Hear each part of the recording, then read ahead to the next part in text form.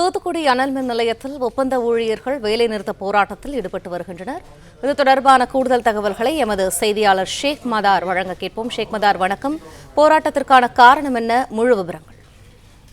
வணக்கம். தூத்துக்குடி துறைமுக வளாக பகுதியில் உள்ளது மத்திய அரசின் கீழ் செயல்பட்டு வரும் NDPL அனல் மின் நிலையம் உள்ளது. இங்கு 2 அலகுகள் மூலம் சுமார் 1000 மெகாவாட் மின்சாரம் உற்பத்தி செய்யப்பட்டு வருகிறது. இந்த அனல் மின் நிலையத்தில் 1350 ஒப்பந்த தொழிலாளர்கள் பணிபுரிந்து வருகின்றனர். இந்த நிலையில் தொடர்ச்சியாக பல ஆண்டுகளாக இங்கு ஒப்பந்த ஊழியராக பணிபுரியும் ஊழியர்களுக்கு நெய்வேலி NLC-யில் வழங்கப்படுவது போன்று ஊதிய உயர்வு வழங்க வேண்டும் என பல்வேறு கட்ட போராட்டங்கள் நடத்தியதுடன் நீதிமன்றத்திலும் வழக்கு நடைபெற்று வந்தன.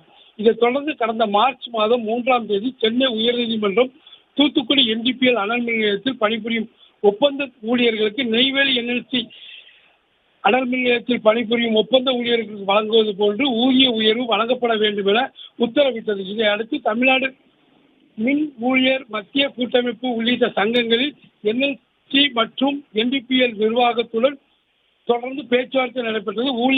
ஊழியர்களுக்கு ஊதிய உயர்வு வழங்க வேண்டும், நீதிமன்ற உத்தரவை அமுல்படுத்த வேண்டும் என வலியுறுத்தி இன்று வேலைநிறுத்த போராட்டத்தில் ஈடுபட்டு வருகின்றனர். நன்றி ஷேக் மதார், விரிவான தகவல்களுக்கு.